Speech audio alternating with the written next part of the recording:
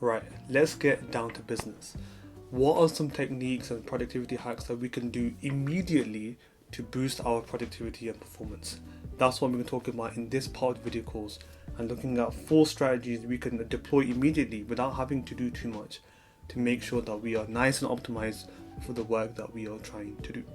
And the first one we're going to be looking at is actually my favorite, which is something I advocate all the time to my students, to my colleagues, to my friends and family, which is the 2-minute rule. The 2-minute rule was coined by Mel Robbins to help curb procrastination with the notion of if it takes less than 2 minutes to do it straight away. And the pretty cool thing about the 2-minute rule is that you can use it straight away. It can be deployed instantaneously and used throughout your workday, not just in the mornings, with that notion of if you get given a task or if you think of a task that takes less than 2 minutes to do it straight away. Something that I actually try to adopt is that when I'm setting out to do my work from the morning, I actually look at my to-do list and look at which tasks are actually quite simple to do. So I might have scheduled this the night before because I'm ready then for the next morning, and look, okay, which tasks are really easy to do, which tasks could possibly take less than 2 minutes. And if I realize that they do it straight away. Don't even think about anything else, do it straight away. And then it can work throughout the day where you think of new tasks or you get given new tasks, and if they are less than 2 minutes in terms of the amount of time it takes, you can do it straight away. And that can help to really reduce the amount of to-do lists that you actually note down, because most of it, 99% of it, can actually be done at the same time that you think of it or you get given that task. And it's that notion of trying to get quick items done out the way so we can focus on bigger things. Now, it shouldn't take less than 5 seconds really to try and think of and identify 2-minute tasks I need to do, whether it's the morning, afternoon, evening, or on the weekends if you are working on the weekends.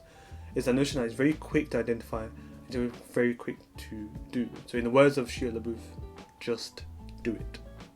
Now, to help this hit home a little bit more, imagine you start in the morning and you look at your to-do list and you identified that 7 out of the 20 tasks that you need to do is actually 2 minutes. It's taking you now less than 5 seconds to identify those, and you can get cracking doing them. Because you've done them, you've actually now gained momentum and gained kind of positive feelings that you're actually clearing your to-do list. And that momentum can help you to curb and try beat through procrastination and unwanted feelings to get through your other bigger tasks. So it's kind of that snowball effect. You start off with the quick ones, get them going, and then it can help you to get through the bigger tasks. And that's why the 2-minute rule can be really, really effective whilst you are working. There are exceptions to this rule, that if you are in mid-flow in doing a task, don't switch gears. If you do think of a 2-minute to do task, write it down, get cracking with the other tasks that you're doing, because when you switch gears, your brain does not like it, and sometimes it takes too much energy and too much kind of brain juice and brain power to then switch a task and then switch it back again. And something we're going to be talking about later on in this part of the video course. But yeah, that would be an exception to the rule, especially with this 2-minute rule. If you do think of something and you're on mid-flow, don't change, just note it down and you can get to it later. Eat your frog is the notion of the second mindset technique that we're going to be talking about.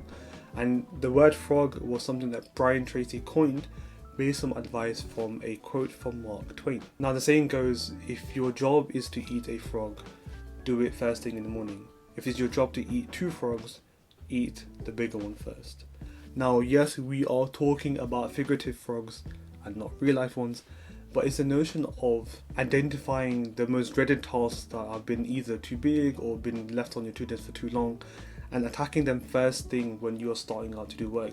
Because when you do that and you start to get that through and you might actually finish it, it will gain momentum throughout the rest of the day. Because if you were to look at the reverse and you're leaving the most dreaded task to the end of the day, it is highly unlikely that you're going to get around to it or you're going to feel motivated to do it, and it's going to be just left on your to-do list for days and days and days.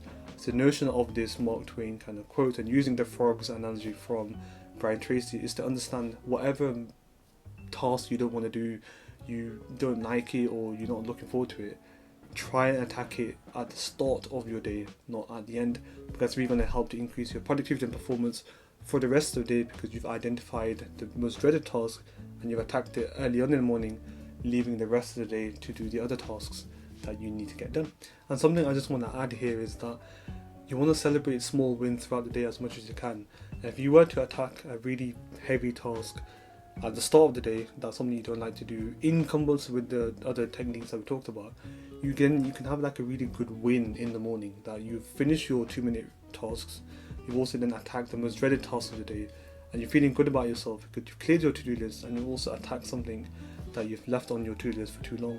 So that sets you up for a really good day going forward. And there's a lot of that is really important in notion of boosting your productivity and performance, especially trying to enter the flow state and feeling good about yourself for the rest of the day. The third technique we want to be focusing on is the notion of batching. Now what this actually means is that if you've got tasks that are very similar to one another, you want to get them done within the same time frame. Now to make this really easy to understand, imagine you need to read a page in the book and you need to write a paragraph, and you've got to do 7 different books and 7 different paragraphs. It would make it very unlikely for you to read 1 page, then write a paragraph, then go back to read another page, then write a paragraph. It's a lot easier for you to read all the 7 pages, that task is done, then write all the paragraphs, and then that task is done. And this notion can be utilized for many different things. Imagine you are making videos and you need to write scripts. It's a lot difficult for you to write a script, then make a video, then write a script, then make a video, as opposed to writing all the scripts and then doing all the videos. It might be to do with anything that you're looking at in your work, in your day-to-day life. Matching makes a big difference in your productivity and performance for this very big reason. As I mentioned earlier in this segment, your brain does not like to switch gears and then back again. So this batching allows you to focus on similar tasks, getting them all completed. And once that's done, that's a big chunk of your to-do list done. And then you can look at something else and say, right, now I can attack that and look at all similar tasks related to that. And that's part of your looking at your, to-do list early on when you start your day, identifying, the 2-minute tasks, fine. Identifying the frog task, the one that you don't want to do. But then it's also identifying which tasks are very similar to do. So maybe you might be looking at emails, or you might be searching for something, and you can compartmentalize these tasks together. And then once you get them all done, actually a big chunk of your to-do is done. So that's why batching can be really, really powerful, especially long term, when within a week or even within the day if needed, where you can batch things together, hence term batching, and get a good chunk of your tasks done. Now the last mindset technique we want to be focusing on and looking at is the notion of Parkinson's law. Now Parkinson's law states that work expands to fill the allotted time for its completion, which is a fancy and sometimes tongue twister way to say, if you have a task and you are given 30 days to do it, you will most likely take the 30 days to do it, whereas if you take a task and you're given 1 hour to do it, you will most likely try and finish it in 1 hour. And a lot of this is really to help curb procrastination, that quite often many of us, when we were back at students, and we were looking at an essay or an assignment, and our teacher or our academic told us, right, you have till 2 weeks on September to do it. You will not look at that task until it's like the day before September. And quite often this is the case for the vast majority of people. And that also happens in the workplace, where your manager has told you to do a task and you set a deadline. It will take you that amount of that deadline to do the task.